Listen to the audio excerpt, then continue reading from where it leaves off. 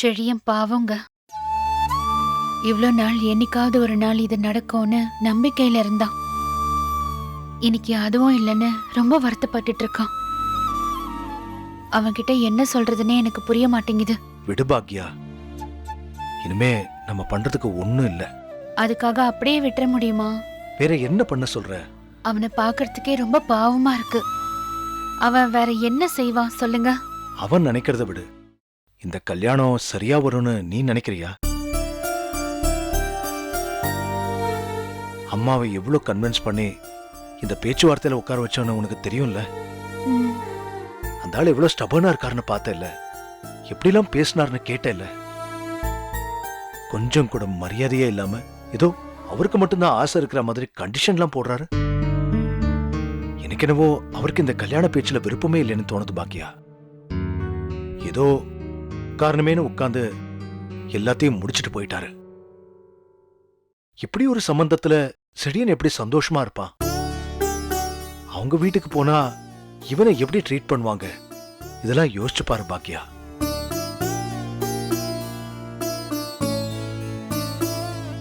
செடியன் விரும்பினா மத்த வீடு மாதிரி நாம முடியவே முடியாதுன்னு சொல்லலையே. உட்கார்ந்து பேசணும். பட் இந்த ஃபேமிலி சரியில்லை, இது நமக்கு சரியா வராதுன்னு செடியனுக்கு நல்லாவே தெரியுது. இதத்தான் நம்ம பையனுக்கு புரிய வைக்கணும். நான் பேசுறேன், இதை நீ தொட விட்டுரு. இந்த விஷயத்த இனிமே அவங்கிட்ட பேச வேண்டாம்.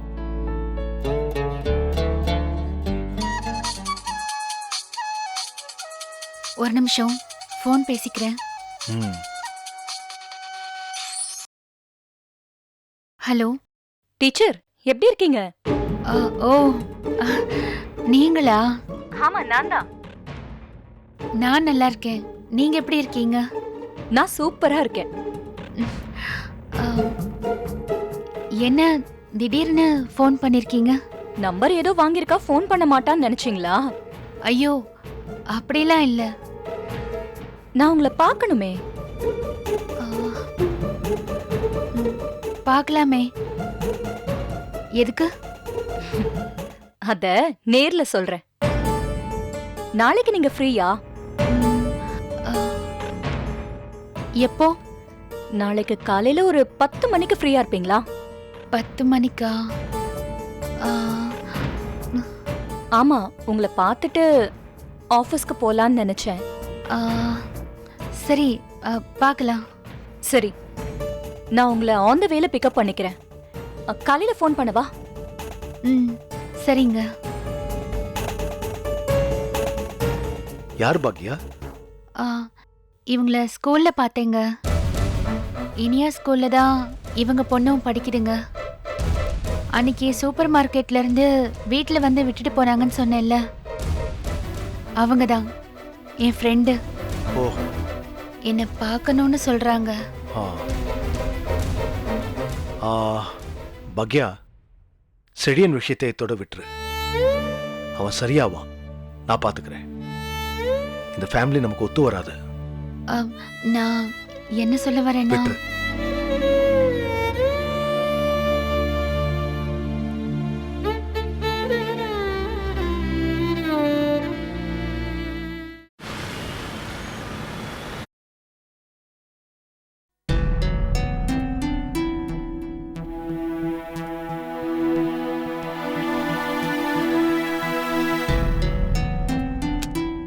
என்னடா என்ன முறைக்கிற? நான் ஏன் பாட்டி உங்களை முறைக்க போறேன்? ஆ,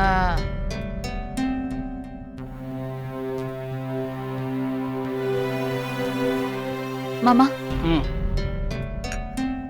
இந்தடா. அத்தை,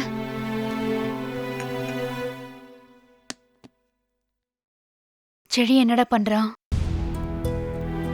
மொட்டை மாடியில் இருக்காமா? நைட்டு தூங்குனானா? ஆ, தூங்கல. நீ போய் தொட்டில் கட்டி ஆட்டுறிய? ஏன் பாட்டி இவ்வளோ கோவமா பேசுறீங்க? அவனுக்கு தூக்கம் வந்தா தூங்க போறான். இவ எதுக்கு அதெல்லாம் கேக்குறா இப்ப? நேத்து நடந்த விஷயம் அவனுக்கு எவ்வளவு வருத்தமா இருந்திருக்கும். ஒரு வருத்தமும் இருந்திருக்காது. அப்படியே இருந்தாலும் அவன் சரியாயிடுவான். செழியா, வாப்பா. டீ சாப்பிடுறியா? வேண்டாமா. சரி வா, உட்காரு.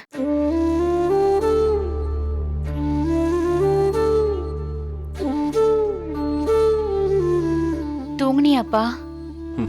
இல்லம்மா. திரும்பவும் ஆரம்பிச்சிட்டா.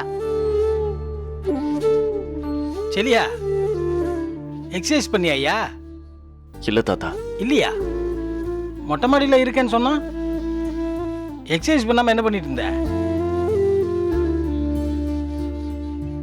சும்மா நின்னுட்டு இருந்தேன் தாத்தா. சும்மா நின்றுட்டு இருந்தியா? ஏப்பா, ரெகுலரா எக்ஸசைஸ் பண்றத பண்ணிடணும்ப்பா. அப்பதான் உடம்பு மனசு சுறுசுறுப்பா இருக்கும். எப்பா எல்லாரும் எவ்வளவு பயங்கரமான ஆளா இருக்கீங்க.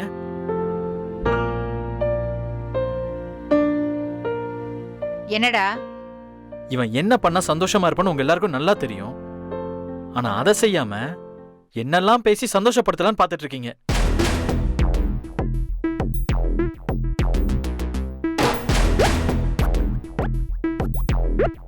எழில், நீ கொஞ்சம் சும்மா இருக்கியா? நேத்து வரைக்கும் இவன் பக்கம் யோசிக்கவே இல்லைன்னு சொன்ன. இப்போ இவன் பக்கம் யோசிச்சு அந்த பொண்ணோட வீட்டு ஆட்களை மீட் பண்ணோம். என்ன ஆச்சு? ஒன்னும் ஆகலையே. டேய், அவங்க என்னடா இப்படி இருக்காங்க? இது நடக்கவே கூடாதுன்னு முடிவோட தான் நீங்க பேச உட்காந்தீங்க. ஜெனியோட அப்பா ஒரு வார்த்தை பேசினதும் அதையே பிடிச்சிட்டீங்க. டேய், அவர் பேசுனது தப்பா தெரியல உனக்கு? அவரோட விருப்பத்தை சொன்னார் பாட்டி. எழில், செலியன் விஷயத்தை பத்தி பேசாதுன்னு உன்ட்ட 1000 தடவை சொல்லிட்டேன். திரும்ப திரும்ப பேசிட்டு இருக்க. அவர் மட்டும் எப்படியா பேசினாரு? கல்யாணம் நடக்கிற மாதிரியா பேசினார் அவரு?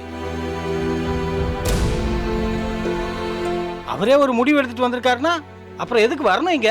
அவர் வீட்டிலே இருந்திருக்கலாமே. ஒரு மாப்பிள்ளை வீட்டுக்காரங்க கிட்ட எப்படி பேசணும்னு கூட தெரியல அவருக்கு. என்னமோ பேசுற. நாமளாவது கொஞ்சம் பொறுமையா போலாமே தாத்தா. எழில், உன்னை சும்மா இருன்னு சொன்னா புரியாதா? பொறுமையா என்ன செஞ்சிருக்கணும்டா? அந்த ஆள் சொன்னதுக்கெல்லாம் தலையாட்டிட்டு இருக்கணுமா? அறிவில்லையாடா உனக்கு?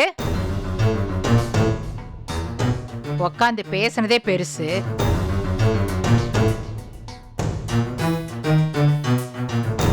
ஈஸ்வரி, எதுக்கு தேவையில்லாம பேசிட்டு இருக்கிற? முடிஞ்சு போனது முடிஞ்சு போனதாவே இருக்கட்டும். செலியனுக்கு அது புரிஞ்சிருக்கும். இப்ப அவனுக்கு 2 விஷயம் இப்பதான் புரிஞ்சிருக்கும். ஒண்ணு, அவங்கள கூப்பிட்டதுக்காக உட்கார்ந்து பேசியாச்சு. அந்த ஆள் சரியா பேசல. அந்த குடும்பத்துக்கும் நம்ம குடும்பத்துக்கும் ஒத்து வராது. அவ்வளவுதான் நான் சொல்லுவேன்.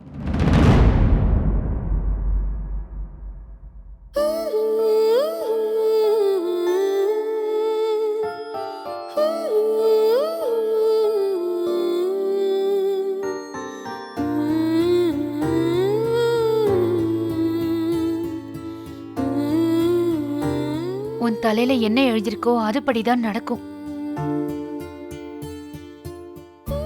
இதுக்கு மேல என்னப்பா பண்றது? அவன் தலையில யாரும் தப்பா எழுதல. நீங்க தான் தப்பு தப்பா எழுத போறீங்க. பாக்கியா, நீ அவன் மேல பாசமா இருக்கிறத நிறுத்து. அதெல்லாம் சும்மா விட்டாலே அவனே புரிஞ்சுப்பான். சும்மா சும்மா போய் அவங்கிட்ட ஏதாவது பேசிட்டு இருக்காத. நீ என்ன எழிலு, இதை விடு. யதார்த்தம் என்னன்னு அவன் புரிஞ்சுப்பான்.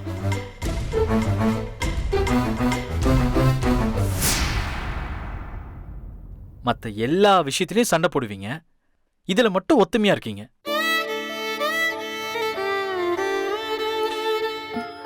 டேய்,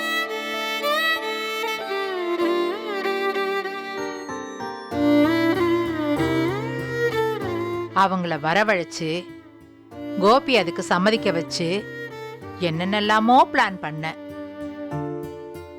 ஒன்னும் நடக்கல பாத்தியா? எனக்கு நல்லா தெரியும் இது சரியாவே வராதுன்னு. சந்தோஷம் அத்தை. என் புள்ள சந்தோஷமா இருக்கணும்னு நான் நினைச்சது பெரிய பிளான்னா அப்படியே வச்சுக்கோங்க. எப்படி பேசிட்டு போறா பாத்தீங்களா?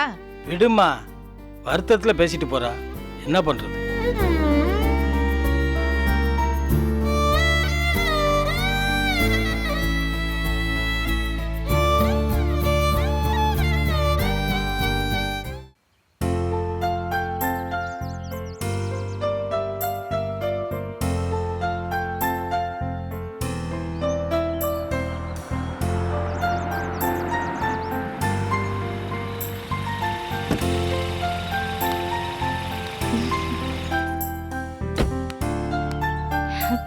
Hello teacher. வாங்க. எங்க வராம போயிடுவீங்களோன்னு நினைச்சேன். அது எப்படி? உங்ககிட்ட வரேன்னு சொல்லிட்டு வராம போயிடுவேனா? எப்படி இருக்கீங்க? நல்லா இருக்கேன். நீங்களும் நல்லா இருக்கீங்கன்னு பார்த்தாலே தெரியுது. சரி வாங்க, கார்ல ஏறுங்க போலாம். எங்க போறோம் நாம? கார்ல பேசிக்கலாமே, வாங்க. ம்.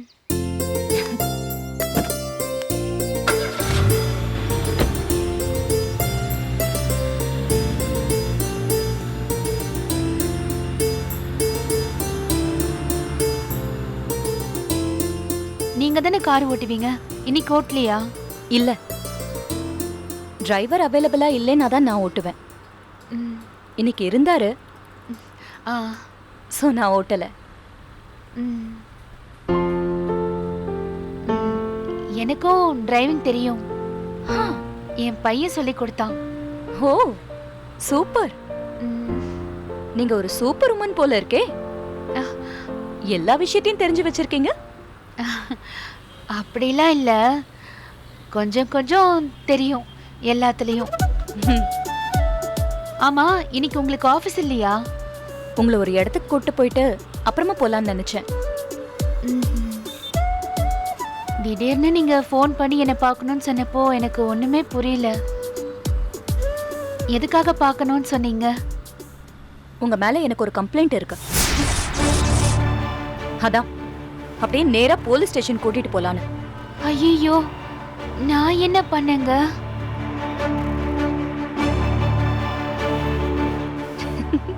ஒண்ணும் இல்லைங்க, சும்மா. நீங்க ஒரு பிசினஸ் பண்றீங்கல்ல? எந்த பிசினஸ்? என்னங்க எந்த பிசினஸ்ன்னு கேக்குறீங்க? அதான் கேட்டரிங். ஆமா. என்னோட ஃப்ரெண்டு ஒருத்தவங்க கேட்டரிங் ஆர்டர் எடுக்கிறதுக்கு ஆள் வேணும்னு கேட்டாங்க. டக்குன்னு எனக்கு உங்க ஞாபகம் தான் வந்துச்சு. அதான் நான் உங்களை அங்கதான் கூட்டிட்டு போயிட்டு இருக்கேன். ஆக்சுவலா அவங்க எனக்கு க்ளோஸ் ஃப்ரெண்ட். அவங்க பொண்ணோட பர்த்டே வருது. யூஸ்வலா வெளியில ஸ்டார் ஹோட்டல்ல தான் வைப்பாங்க. இந்த தடவை வீட்லயே சின்னதா சிம்பிளா பண்ணிடலான்னு நினைக்கிறாங்க.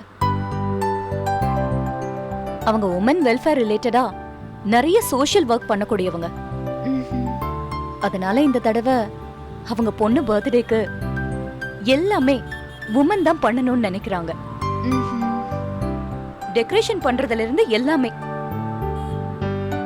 எல்லா ஆர்டரையும் கொடுத்துட்டாங்க. சமையலுக்கு ஒரு ஆள் வேணும், ஐ மீன் கேட்டரிங் ஆர்டர் எடுக்கிறதுக்கு ஒரு உமன் வேணும்னு என்கிட்ட கேட்டிருந்தாங்க. எனக்கு டக்குன்னு உங்க ஞாபகம் தான் வந்துச்சு. நீங்க தான் நிறைய கேட்டரிங் பண்ணதா சொன்னீங்களே. ஆமா ஆமா. ரொம்ப பெரிய கூட்டம்லாம் இல்ல, ஜஸ்ட் ஒரு 50 மெம்பர்ஸ் தான் இருப்பாங்கன்னு நினைக்கிறேன். 50 பேர்னா பரவாயில்ல, பண்ணிடலாம். ஏன் அதுக்கு மேல பண்ண முடியாதா? அப்படி இல்ல. என்னைக்கு அந்த ஃபங்க்ஷன்? Coming Friday. பாத்தீங்களா, இவ்ளோ பக்கத்துல வச்சுக்கிட்டு சொல்றீங்கல்ல, அதனாலதான் யோசிச்சேன். இல்லனா 100 என்ன 200 பேருக்கு கூட சமைக்கலாம். Wow, you are great. நீங்க சூப்பரா பண்ணிருவீங்க பாருங்க.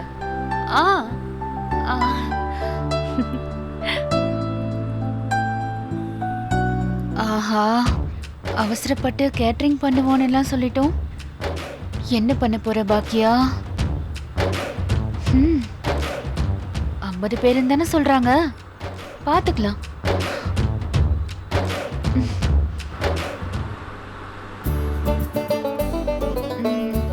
இன்னும் எவ்வளவு தூரம் போகணும்?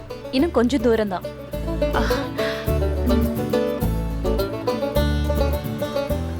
ஆமா, உங்க பொண்ணு மயூரா எப்படி இருக்கா? Yeah, she is fine. Okay. உங்க பொண்ணு பசங்கெல்லாம் எப்படி இருக்காங்க? நல்லா இருக்காங்க.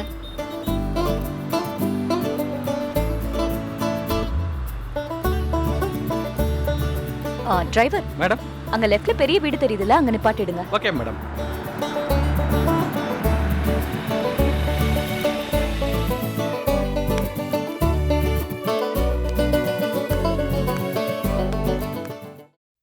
காயத்ரி, ஹே ராதிகா, வா வா வா. உங்க 2 பேருக்காக தான் காத்துட்டு இருக்கா ராதிகா. நான் சொன்னேன்ல கேட்டரிங் பண்றாங்கன்னு, அது ஓ இவங்க தான். அப்படியா? வணக்கங்க. சரி, அவர் இருக்காரு, பேசிடலாம். வாங்க வாங்க, உட்கார் ராதிகா, உட்காருங்க. Hello sir. ஹாய் ராதிகா, வாங்க. வணக்கங்க. வணக்கம், உட்காருங்க.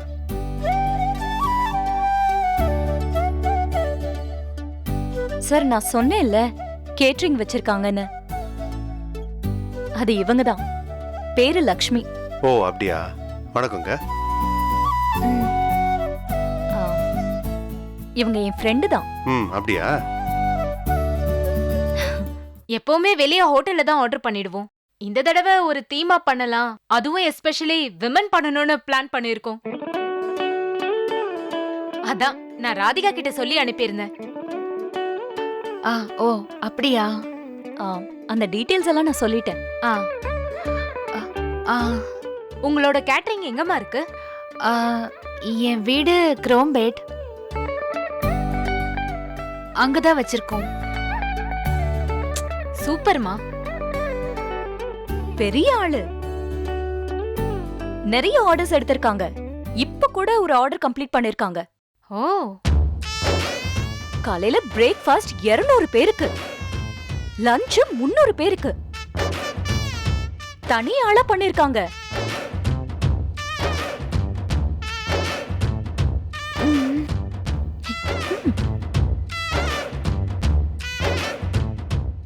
நான் ஓவரா ஓட்டுனா இவங்க எனக்கு மேல ஓட்டுறாங்களே. நீங்க தனியாவா சமைச்சீங்க? ஆமா காயத்ரி, அவ்வளவு பெரிய ஆளு. கட் பண்றதுக்கு கிளீன் பண்றதுக்குன்னு ஒரே ஒரு ஆளை வச்சுக்கிட்டு மொத்த குக்கும் பண்ணி முடிச்சிட்டாங்க. ஓ, சாப்பிட்ட ஏரியா மொத்தமும் பாராட்டியிருக்காங்கன்னா பாத்துக்கோங்களேன். அவ்வளவு டேஸ்டியா சமைச்சிருக்காங்க. ஓ ஐ சி. ஆ, இங்க அவ்வளவு பேர்லாம் இல்ல, ஒரு 50 பேர் தான் வராங்க. அதனால நல்லா டேஸ்டியா வெரைட்டிஸ் அதிகமா சமைக்கணும். ஓ, ஈவினிங் டின்னருக்கு தான் நாங்க அரேஞ்ச் பண்ணிருக்கோம். நீங்க மதியமே இங்க வந்துட்டீங்கன்னா உங்களுக்கு குக் பண்றதுக்கு ஈஸியா இருக்கும். உங்களுக்கு ஆட்கள் வேணும்னா நீங்க கூடவே கூட்டிட்டு வந்துடலாம். 50 பேர்னா ஆளுங்கெல்லாம் பெருசா தேவையில்லை. வேணும்னா நம்ம வீட்ல வேலை செய்யறவங்களும் இருக்காங்க, ஹெல்ப்புக்கு வேணா நீங்க வச்சுக்கோங்க. இல்லனா உங்க ஆட்களே கூட கூட்டு வாங்க. என்னெல்லாம் சமைக்கணும்? வழக்கமா இட்லி, தோசை, சப்பாத்தி அதானே? இல்ல இல்ல, அதெல்லாம் கிடையாது. வேற இந்த புலாவ், பிரியாணி அதானே? எல்லா வருஷமும் அதே மாதிரி தான் பண்ணிட்டு இருக்கோம். இந்த வருஷம் வேற மாதிரி ஏதாவது பண்ணலாம்னு நினைச்சிட்டு இருக்கோம். ஏன்னா என் பொண்ணு படிக்கிற ஸ்கூல் நார்த் இந்தியன் ஸ்கூலுங்க. அங்க படிக்கிற பசங்க எல்லாம் நார்த் இந்தியன்ஸ். அவ ஃப்ரெண்ட்ஸ் அண்ட் ஃபேமிலியை தான் நாங்க இந்த தடவை இன்வைட் பண்ணியிருக்கோம். சோ கொஞ்சம் நார்த் இந்தியன் டிஷ்ஷஸ் அதிகமா இருக்கலாம்னு நினைக்கிறேன். ஓ சூப்பர். இந்த பன்னீர் பட்டர் மசாலா, ராஜ்மா இந்த மாதிரி தானே? என்னெல்லாம் வேணும்னு என் பொண்ணும் ஃப்ரெண்ட்ஸும் ஒரு லிஸ்டே போட்டிருக்காங்க. நான் போய் அதை எடுத்துட்டு வரேன். 50 பேருக்குனா ஈஸியா பண்ணிடுவீங்கல்ல? 50 பேர்னா பிரச்சனை இல்லை, பண்ணிடுவேன். கொடு. இந்தாங்க லிஸ்ட். இது என் பொண்ணு போட்டு கொடுத்த மெனு. அவ ஃப்ரெண்ட்ஸுக்காக டிஃபரெண்டா பெங்காலி, மகாராஷ்டிரான்னு இப்படி ஒவ்வொரு ஊர் சாப்பாட்டையும் செலக்ட் பண்ணி வச்சிருக்கா. ஓ இத நீங்க தான் குக் பண்ணி கொடுக்கணும். ஆ இந்த டிஷ் எல்லாம் உங்களுக்கு பண்ணி பழக்கம் இருக்குல்ல? ஆ பாக்குறேன்.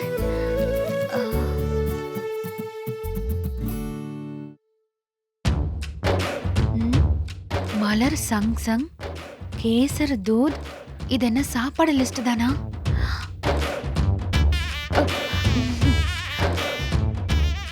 இல்ல வேற பேப்பர் எதையாவது கொடுத்துட்டாங்களா?